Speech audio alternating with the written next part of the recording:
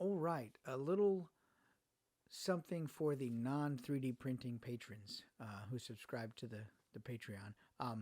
And uh, this here isn't so much a tutorial, but it's a walkthrough of how I photographed this Popeye shot from start to finish. And I want to talk a little bit about some gear or some terms that I used in the video. Um, Basic pieces of gear that I used for this shot were a soft box with a grid and a circular polarizer filter, which is pretty important because when you're taking pictures of a diorama and you've got a television screen or a tablet or some sort of lit digital, device back there, what happens is you get a lot of glare. And let me take these off my eyes because you get these big round circles. Um, you get a lot of glare, and a circular polarizer allows you to adjust the amount of light coming. It takes some of the glare away, and that's really important in a digiorama. And though the image that I used in the shot for Popeye, an Adobe stock image that I bought, um, you're only going to see part of that image in the actual finished shot. Uh, but even though there's just a little bit of it showing through, you really want to be able to control the brightness of the television screen. You want to control the contrast of the television screen and the amount of glare and the sort of richness of the image that you're presenting behind the actual diorama itself. And a circular polarizer helps you do that. Some other stuff that I used. Flags are really important, especially when you're using a digital background as part of the overall shot. Flags keep light and off of reflecting and light spill and things like that, and reflected light sources off of the television screen. Flag can be anything from a piece of paper to a piece of black foam board, a piece of white foam board. It just flags the light, and you'll see me use that in the video. Those are pretty handy. I use a grid on the softbox because as the overhead softbox is photographing the diorama, um, if there was no grid on the softbox, then light spill would come back onto the television set itself too, creating another reveal of the light source, and it would blow the TV screen out. So a grid is a way of keeping the light that's coming through the flash or the softbox really facing downward and not spreading front to back. Also, what else did I use? I used a couple snoots on some loom cubes. The snoots offered some different uh, light modification for. You'll see in the shot what I did, but those are really the real modifiers that I used in this shot, and that I really use in every shot. It's really helpful to have an understanding of modifiers, what they do, how to use them. This shot was really pretty straightforward. The end part of the shot of the video is me just taking photos, a few photos over and over because the fog variations sort of entrance me. I get a little stuck on the fog, and at some point you just have to stop and say, okay, I've got enough variations of fog that I'll take, two or three of those images and overlay them and mask fog in and out where I actually want it in the final image.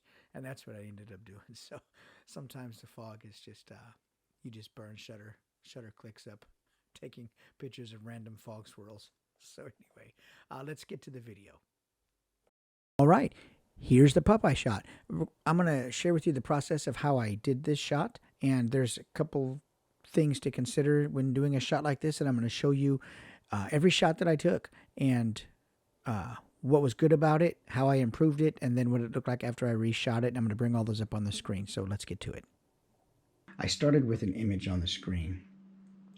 What was going to match the props that I had that were available to me, because I don't have pirate ship props. I have some mariner's wheels and things that I've designed, but I don't have stuff that I could make look like a boat deck.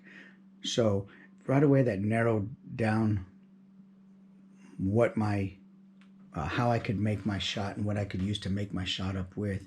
So that put me to needing, you know, Popeye on land.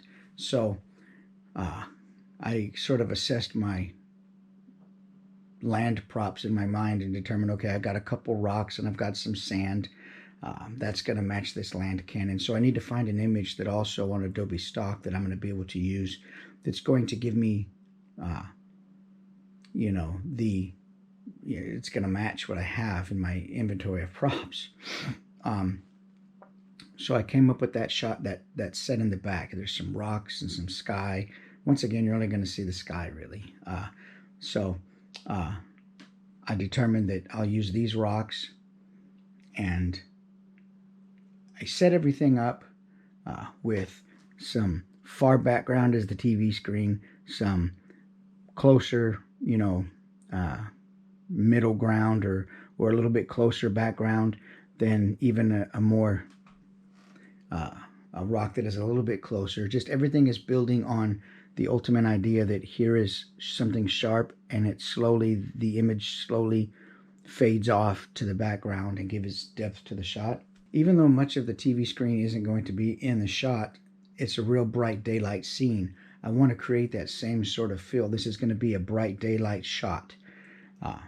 And so I want to keep all that stuff in mind. The lighting of the image I'm going to use in the background, I want to match it as closely as possible with the position of my main light, which here is a softbox. You're not going to see, though, in this shot, the light source on the TV screen, or for that matter, really much of the light direction. Okay? But if that was going to be a really important part of this shot, you would really want to match your position of your softbox up and everything to match the sun in the shot, so that you would get the shadows in the same direction. Here, that's not really an issue. I just want the same daytime feel. To the setup here, I sort of keep things in groups of 3. I've got 3 buckets or 3 baskets out here, 3 little patches of foliage. I've got cannonballs that are piled up in groups of 3. Groups of 3 are always more visually attractive, more visually appealing. Once again, the main part of this story here is Popeye's firing this cannon. I've got this polyfill effect that I created. I want to bring life to that. I want the light from this to blast back onto Popeye. I want it to look kind of hot, kind of bright, kind of orange. I used a little dab of hot glue to hot glue that to the bottom, and a little dab of hot glue to hot glue the cannon to the base of the cart. All the props in here are mine, and I made them all except for the spinach. We're going to put that in the frame just because it's Popeye, man. Everything else I made. So let's go ahead and start lighting this. I've already taken my main light and got an exposure that I think is good on the main light.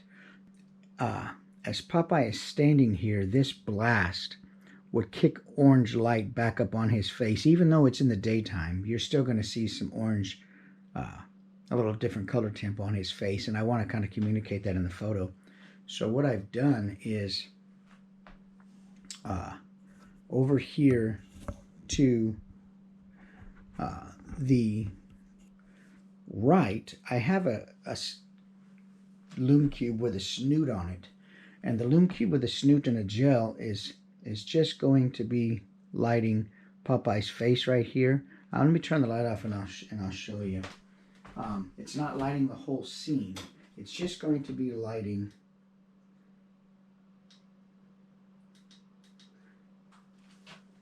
that part of Popeye,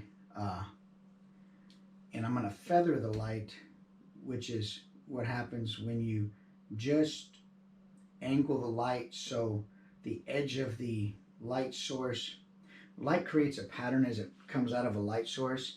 You want the outermost edge of that pattern to be on Popeye's face right here. So that's what I mean by feathering the light. So now you won't be able to see it from this angle. You can see the light on it. You can see the orange light, but you won't be able to see, you know, his face or anything yet. So once I've got that dialed in, then I'm going to just, what I'll do is I'll try to match these photos up with a number and give it to you on the Patreon so that you can see each step along the way and what each light does to the set. All right, so let's go ahead and talk about, we're going to start it image number 0 and build our shots up until I get the shot that I think I want to take into Photoshop and do my basic edits to. So you'll see how many shots this actually will take me. Sometimes that's good, sometimes it's not. So the first shot that I want to do is I want to set my overhead light for the overall ambience of the scene. Let's take a shot and see what we got. Let me double check my focus. And I manually focus here. So let me just double check my daylight balance on the camera is set to flash. I'm at f8 and my composition looks good. We're not worried about shutter speed or anything right now. Okay, I'm going to shut this off. All we're worried about in this shot at this point is the overall light on the scene itself. We're at 3 seconds. I will say though that I did, prior to this, I did set my shutter speed at 3 seconds because it gave me a long enough shutter speed to get the light from the monitor to register on the frame and kind of give and kind of match what I wanted. So I did do one shot. Well, I didn't do a shot prior to this. I did a test shot that you're not going to see it on here. It's just giving me a shutter speed, but that may change because I'm going to introduce a little atmosphere and stuff in here, so we may change that. But anyway, this first shot, which is image number 1 and file number 1076. So here we have a nice ambient amount of light on the set. The digital screen in the back is a bit contrasty, and we're going to adjust that. The back of the digital screen could be a little bit, it's pretty contrasty. I think I could let a little bit more. You could brighten it up just a little bit. So I'm just gonna, in this case, I'm just gonna rotate my CPL a little bit. I'm not gonna adjust anything on the camera. I'm just gonna rotate the CPL to brighten the back of the screen up a little bit. Once again, same settings. I just rotated my CPL just a little bit, just to make sure that, yeah, and I think that's going to blend a little better. Image 2, file number 1077. So I rotated my CPL just a little bit and allowed a little bit more light from the digital screen, a little bit more light to come through the CPL, and it gave me this subtle difference. And you can go back and compare, but the right side of the screen there is a little brighter, the left side is a little brighter of the digital image in the back, and I think it looks better. And we're going to go ahead and move on from here, but all I did was rotate the CPL just a little bit. That's it. The difference is subtle in the back, but definitely noticeable, and I think I like it. I think I like it better. So let's just give you an example of, really quickly, if my shutter speed was longer, meaning that it was brighter. Now keep in mind too, the shutter speed is not affecting the flash at all. The only thing the shutter speed is affecting here are the constant light sources. Now if the shutter speed was too fast, then it could affect the flash, but we're at 3 and 4 seconds. So let me just give you an idea of I'm going to keep the flash the same. Everything in this shot is going to be the same. We've got one light and a digital screen behind us. All I'm going to do is I'm going to increase the shutter speed from 3 seconds to 6 seconds. And let me show you. Just to give you an idea what that's going to do. So we're going to go from 3 seconds to 6 seconds. Same shot. The scene will be brighter because the TV screen will kick more light up onto the scene. And this is image 100, or file number 1078, image 3 of 3. And, you know, we've doubled it. And so when I bring this up on the screen, you'll see that it's quite a lot brighter. So here's that shot, and you might say, okay, it's a little brighter in the back, and it might be too bright. We can fix that later. It's okay. It's not a big deal, but let's keep going with this image. I'm going to do the same shot. I just rotated my CPL just a little bit, and I'm going to show you these pictures unedited, so you'll be able to see what I'm talking about. Same shot, same shutter speed. All I'm doing is rotating my CPL just a little bit. And this is a long shutter speed, honestly. This is 6 seconds is more than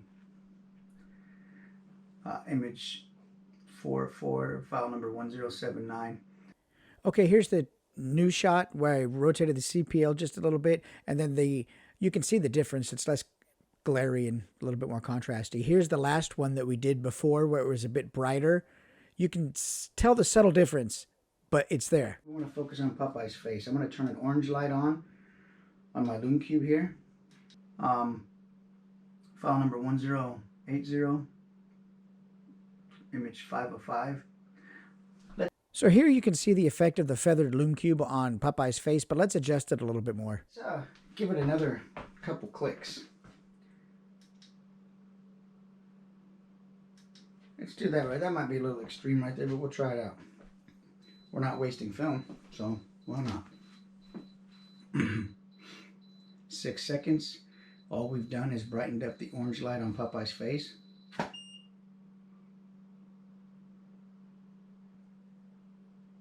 Yeah, I like that. I mean, it's not bad at all. Things will change a little bit once we put the little atmosphere on the scene, but okay, now, and let me tell you that the file number is 1081, image 6 of 6. So adjusting the Lume Cube brightness, now we're at something that I like a little bit better. Let's take another Lume Cube with a gel. I might change this to a diffuser. I might change this to a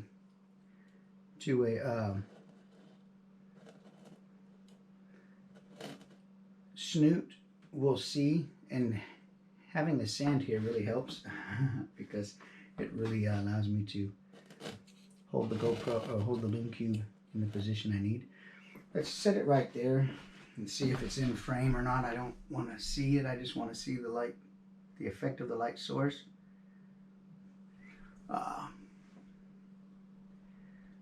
Let me put a little flag behind it. A flag is I'll show you what the flag is. I don't want any light to spill back on the screen behind. So we're going to put a flag on there. And I keep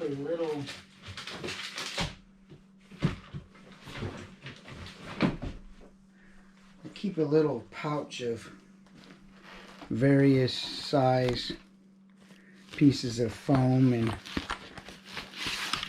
I think in this case this is what's going to work best. I'm going to put this right here just to keep light from going outside and hitting the TV screen and brightening everything up behind. Let me just double check and see if any of that is in the frame. Slightly. Let's move it a little bit. We could actually take and move this back here. Let me get something to prop that, like anything will really work to prop it up. A little more sand, whatever, doesn't matter. We'll drag a little sand back here. Okay.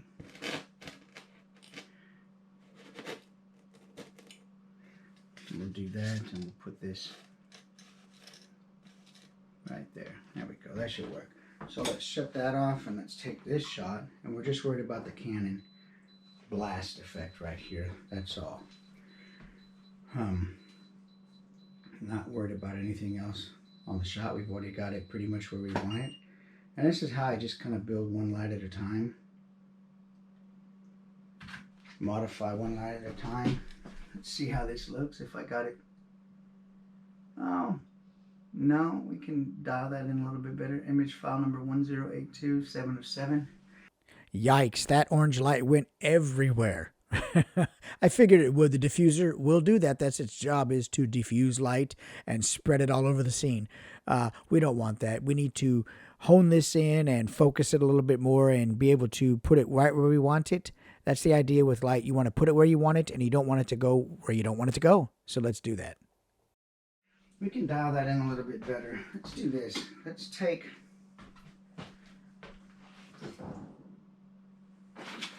the diffuser off of there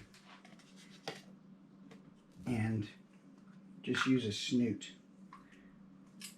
So we're going to add a snoot on here instead, and that's going to, we'll probably need to brighten that up just a little bit, and something like that. I got to get something to rest this on so we can aim this right where we want, and I really want it right about in there. So let's see what that does. Okay, everything's still the same. All the settings are exactly the same. I did take the flag out because the flag's not necessary now because the snoot is on. I just want to try to get a little light on the glow. I can adjust the amount later if I need to in post, but that looks a lot better. That's image 10, or file number 1083, image 8 of 8.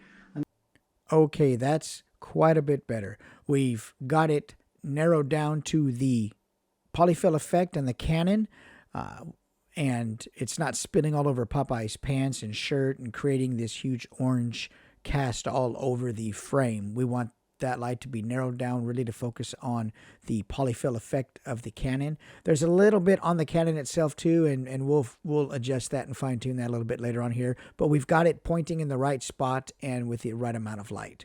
I'm going to make one little adjustment to the light source itself. It's coming onto the cannon just a little bit, and I don't want it on the cannon. I really just want it on. The blast effect. So let's try that. Yeah, let's give that a shot. I brightened it up. And I'm doing it from underneath, so it's going to be a little darker on top of the light, the blast effect, but we could fix that in post. I don't want to drag out another lume cube just to light the top of the fill. That looks, let's see. That's a little better. 1084, file number 1084, image 9 of 9. So here the lume cube is adjusted and we're in a little bit better position. But that's what this is. It's just like looking at each light individually, modifying it, moving it, brightening it, whatever it needs, one light at a time. So we've got main light on, which is a flash. Then we've got a snoot for Popeye's face with the orange gel. Then we've got a snooted lume cube for the cannon effect. I don't really see a need for really any other light source on here. We're pretty well lit. Let's try a little bit of diffuser, or a little bit of fog, just atmosphere. And for this, I'm just going to use the Smoke Ninja. Turn this on, and this is just going to help. I'll put a little fog on here. This is just going to help tie everything together. Oh, turn that on. I'm going to turn this rascal back on. We're going to put some fog on the scene.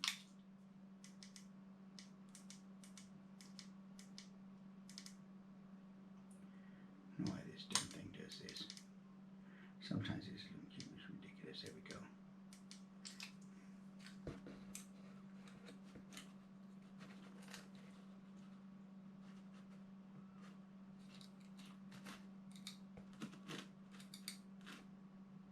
That should work right there. And the fog is going to brighten everything up. So we're on 10-second timer, so we should be good with everything.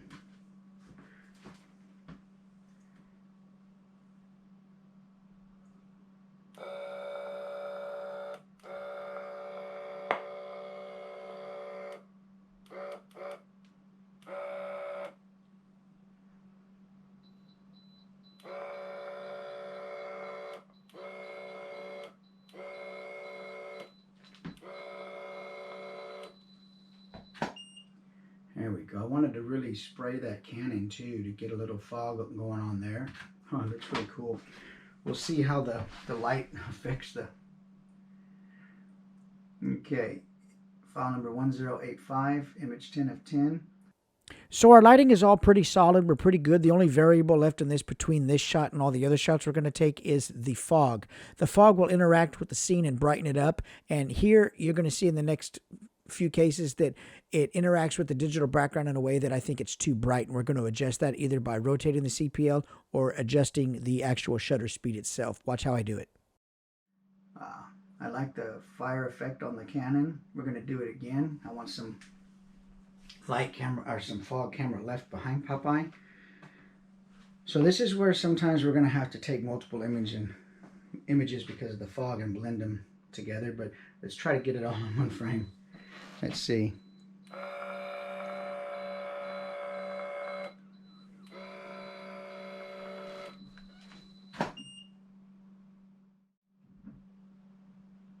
And I have to hold really still because it's 6 seconds. I don't want any camera shake. That looks pretty good. We'll do a couple more just for... I think Popeye's hand is a little hot. I can take care of that in post. So I forgot to blurt out the file numbers, but here's the next two shots I took, and the difference is the fog. Popeye's hand is a little hot. We'll fix that, though. Not a big deal. So here, we're going to... Let's see what this looks like at 4 seconds.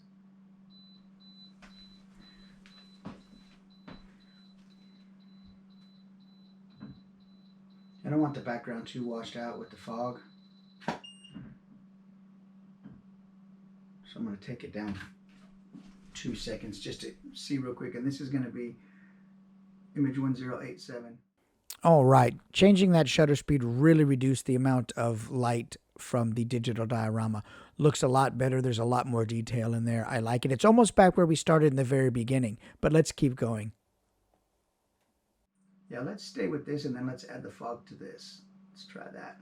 Okay, 1087, shot 12. Let's go ahead and take the shot again with the fog. Here we go.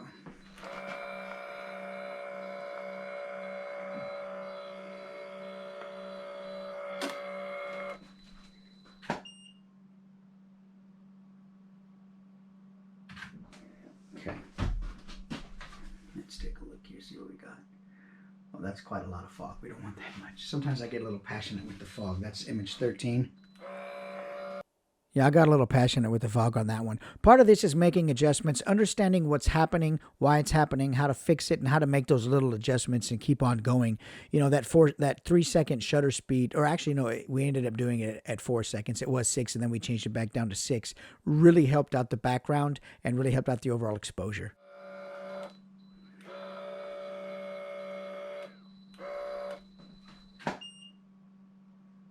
Hold still. I get a little passionate with the fog sometimes. I just like watching it. Ooh. I like that. That's file number 1089. All right. At this point, we're chasing lightning or chickens or whatever. The only variable is the fog. The lighting is solid. We're going to continue to go until we get some fog that we like. But it's a little bit...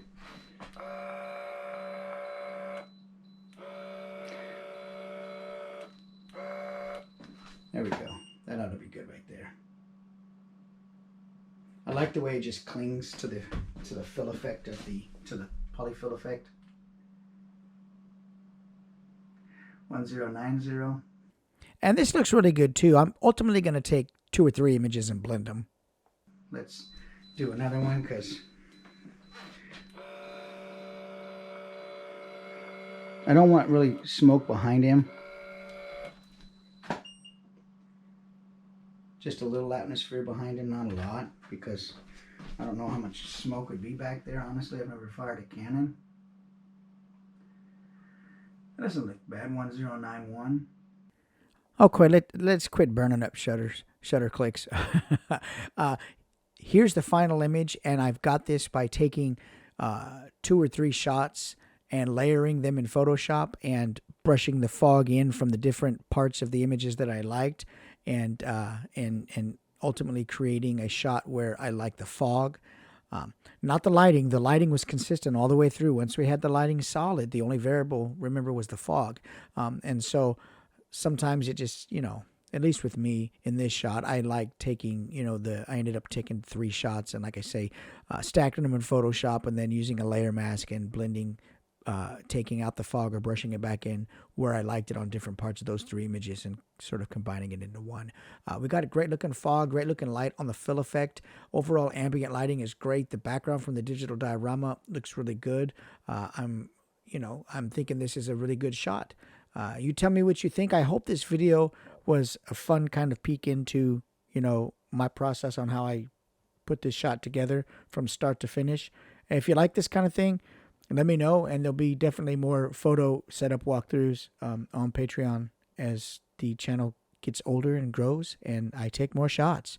What a fun time sharing with you guys. I appreciate all the support, and you guys take care.